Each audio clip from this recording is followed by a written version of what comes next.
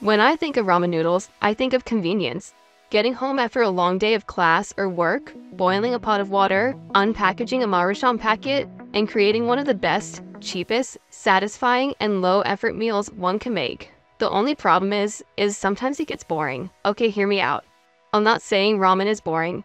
Yes, there are many flavors, but essentially you're relying on a seasoning packet the size of a wet wipe to get the job done. After consuming countless bowls of bland ramen for breakfast, lunch, dinner, and even on the streets of Tokyo, Japan, I finally decided to say no more and figure out a way to elevate my Americanized ramen dinner.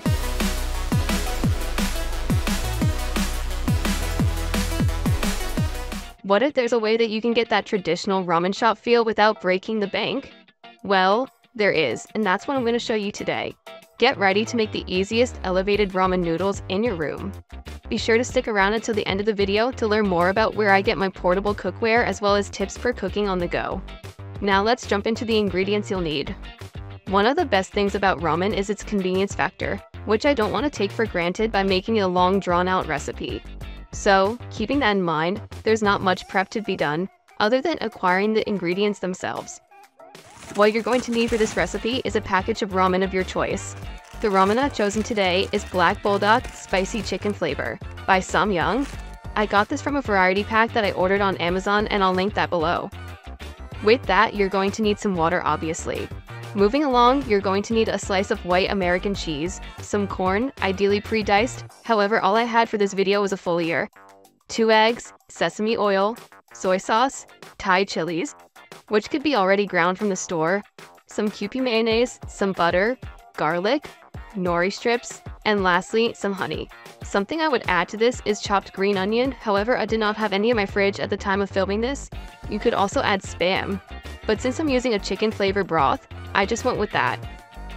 In terms of measurements, I usually just eyeball everything and base how much I'm using off of one full-size packet of ramen. So now that we've got everything at our disposal, let's jump right into the cooking. We're going to start with adding about a cup of water to a pot, or until your noodles are about 3/4 of the way submerged. Bring that to a light boil.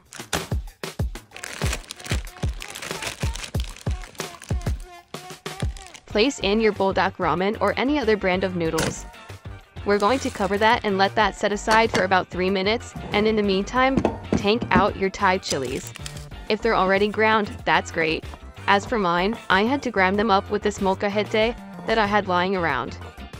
After about 3 minutes has passed, let's revisit our noodles and give it a quick stir and transfer into another bowl.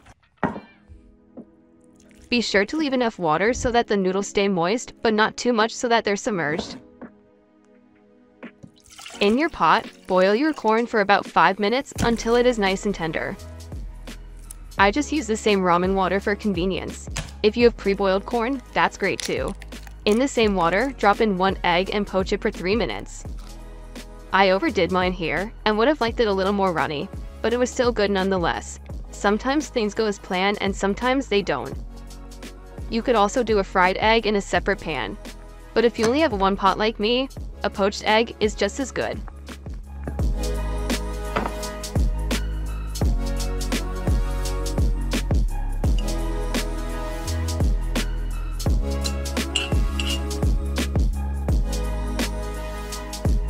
Remove the poached egg and dice your corn if needed. Then set those aside. It's time to make our ramen broth. In your pot on simmering heat, add a chunk of butter and stir it around till the pot is greased up. Go ahead and add some sesame oil. And again, I just eyeball everything based on the amount of noodles I have. Next, we're going to add a glob of our Kewpie mayonnaise. If you don't have this, regular mayo also works, but it just doesn't hit as good, so I recommend finding some Kewpie mayo. You could usually find Kewpie mayo at a local Asian market, but I ordered mine on Amazon, which I'll link below. Add a glob of minced garlic, some water, and an egg. Now stir that all around before your egg cooks too much. Once this is mixed up, we're going to add our Bulldog flavoring sauce packet. Look how dark red that is, it's going to be so spicy. Mix that sauce in well.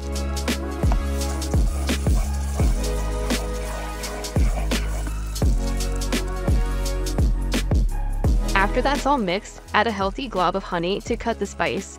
Then we're going to place in our Thai chilies. Pretty contradictory to the honey, but trust me, it works. Stir well on low heat for about 30 seconds. From there, we're going to add our noodles along with the extra water I mentioned earlier. Once again, give it a good mix and make sure all the noodles are covered evenly with the perfect amount of sauce. And now we're almost ready to dig in. Keep watching to see how I start to plate this dish, which is crucial for a good ramen. Once some of that sauce has been absorbed by the noodles, I'm going to break up my slice of American cheese and place it evenly across the top of my noodles. I did 3 slices here. Let that melt a little bit and stick to the noodles. Then remove the heat.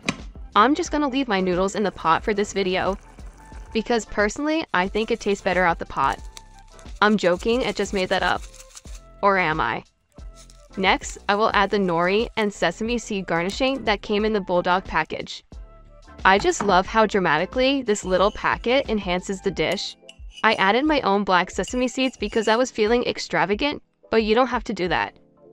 Next, transfer your poached egg to one side of the bowl and directly next to it, place in your diced corn in a clump. On the other side, add some extra nori strips for more umami flavor and crunch.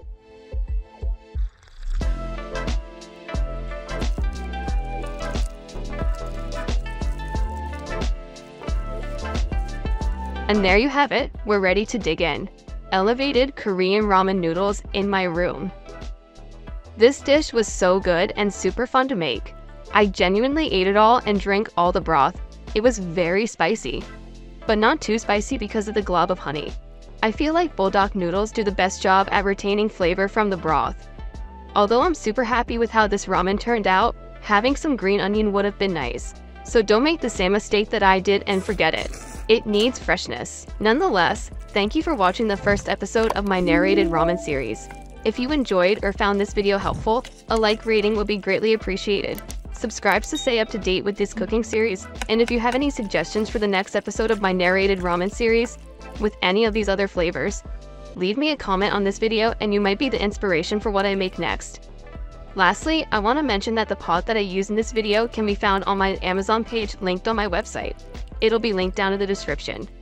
Hope this video helped, and happy ramen making and eating. I'll see you next time.